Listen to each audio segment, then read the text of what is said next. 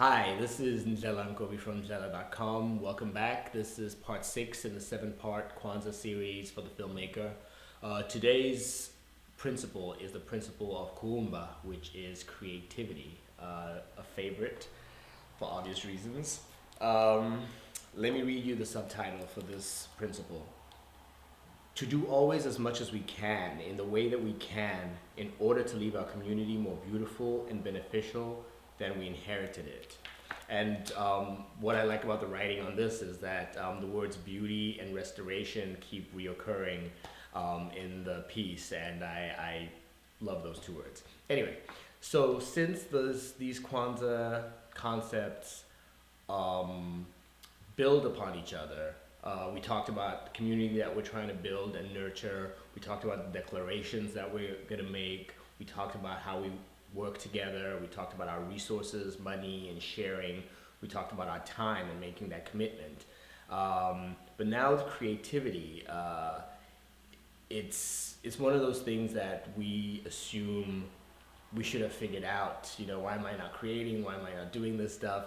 And I think the first thing to remember, and I truly believe, is that we're all creative. All of us are creative beings. And it's a matter of getting more in touch with that creativity and more listening to the inner voice than the outside stimulus and outside feedback. Um, it's about finding your process and voice. And the only real way to do that is to do the work.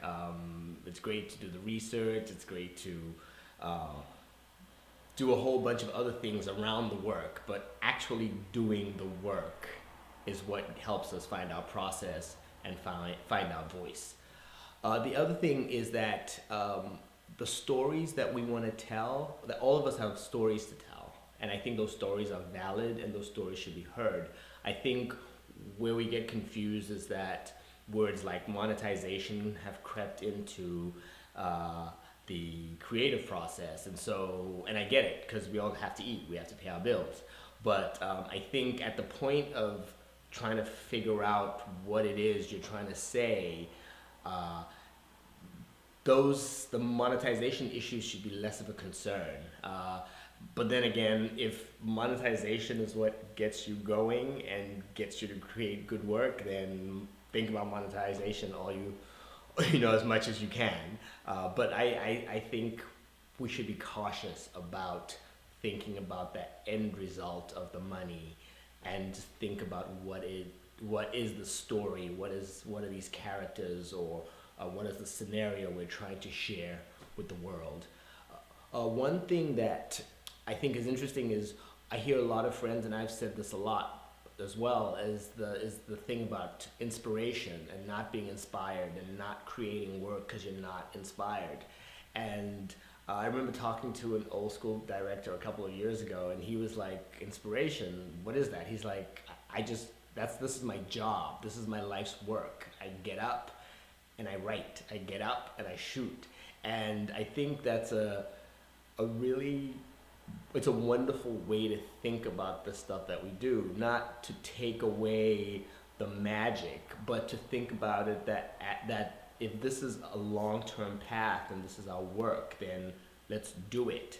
I think inspiration comes from different places, in terms of watching films, reading books, going to see plays, talking to people. I think that inspires us.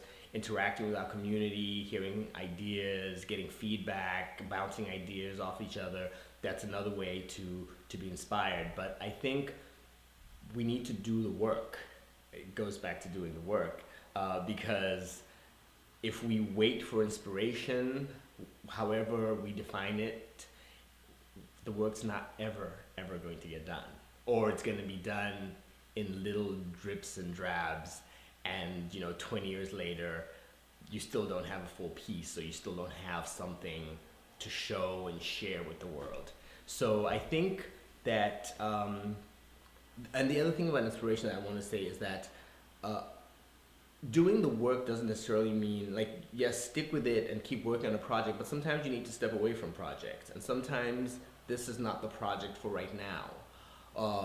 But I think it's understanding that, and that goes back to understanding your process, because every project's different, and you don't want to be stuck beating your head for something that's not moving you. And it goes back to the whole thing about, um, when you watch children or you observe children, they're the most creative, most innovative creatures around, because they don't have those filters. They haven't been sort of beaten down by society in terms of invalidating their ideas. And so we need to connect with whatever those childhood dreams and aspirations were, and also to really connect with what excites us, what makes us excited, what makes us scared, what disgusts us even, like all those strong emotions that will get the work out on the page or the screen, or whatever, however it is you're working. So yeah, that's my 2 cents on creativity. Before I go, I want to thank Lisa Humphrey, a writer, performer, all-around wonderful person, for her support. Last year, this time, she organized at her space. She opened the space for people to come and write, and so I went and wrote on New Year's Eve, 2011, and that was such a powerful year to bring the new year in. And so I want to thank Lisa for embodying all the qualities of Kwanzaa, and I want to thank her for creating that space. Tomorrow's talk is going to be on faith, imani, and faith is a tricky one for a lot of us, and so I look forward to doing the video. I'm going to be doing it in Brooklyn. I'm going to be talking to my friend Charity Thomas, who's a writer and storyteller. We might have one or two other people in on the conversation, but I look forward to this. And again, thank you so much for the support with the series. Comment on YouTube, on the website, send me email. I appreciate it, and always use your feedback. All right, thank you. See you tomorrow, and be creative today. Happy New Year.